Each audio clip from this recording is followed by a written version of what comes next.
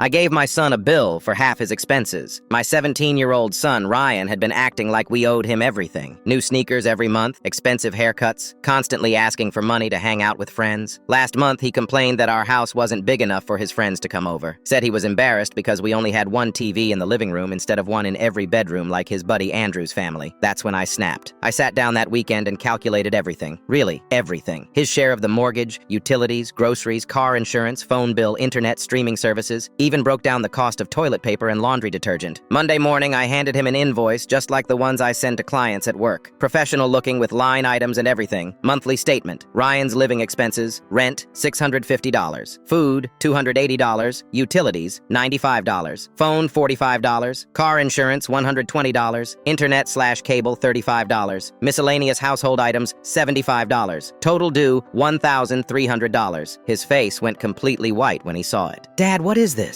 Your bill. You're old enough to work. You think you're old enough to critique how we live? Time to contribute. He started laughing, thinking it was a joke. Then he saw my face. You're serious? I can't pay this. I make $8 an hour at the grocery store. I know. That's exactly my point. He stormed off to his room, slammed the door, called his mom crying about how unfair I was being. She backed me up completely. For 3 days, he barely spoke to me, just gave me dirty looks and ate dinner in silence. Thursday night, I found him in the kitchen at midnight, sitting at the table with a calculator and a notebook. He was adding up his hours from work, trying to figure out how he could possibly pay even half of that bill. Dad, I've been thinking about this. Even if I worked full-time, I couldn't afford to live here. Now you're getting it. Like you and Mom pay all this every month for all of us. I sat down next to him. Your mom and I together? Yeah, plus your sister's expenses, plus saving for both of your college funds, plus trying to put money away for retirement. He was quiet for a long time, just staring at the numbers he'd written down. How do you guys do it? Like, how do you afford anything fun? We don't buy new sneakers every month. We don't get expensive haircuts. We shop sales. We fix things instead of replacing them. And sometimes we say no to things we want so you kids can have what you need. His eyes got watery. I had no idea. I thought we had a lot of money because you never said no when I asked for stuff. That's because your mom and I were saying no to ourselves instead. The next morning, he left a note on my coffee mug. Dad, I can't pay the full bill, but I want to help. I got extra shifts this week. Here's $200 for groceries. Also, I'm sorry for being a brat about the house. It's actually pretty nice. Ryan. 2 weeks later, he came to me with a proposal. He'd researched our monthly expenses and wanted to take over paying for all the streaming services and his own phone bill. Said he'd also start buying his own clothes and haircuts. I don't want you guys sacrificing so I can have designer stuff I don't even need. But the real change happened when his friend Andrew came over complaining about his parents being cheap. Ryan looked him dead in the eye and said, "Dude, your parents pay for everything you have. Maybe show some respect instead of calling them cheap." 3 months later, Ryan got promoted to shift supervisor. First thing he did was frame that fake invoice I gave him and hang it in his room.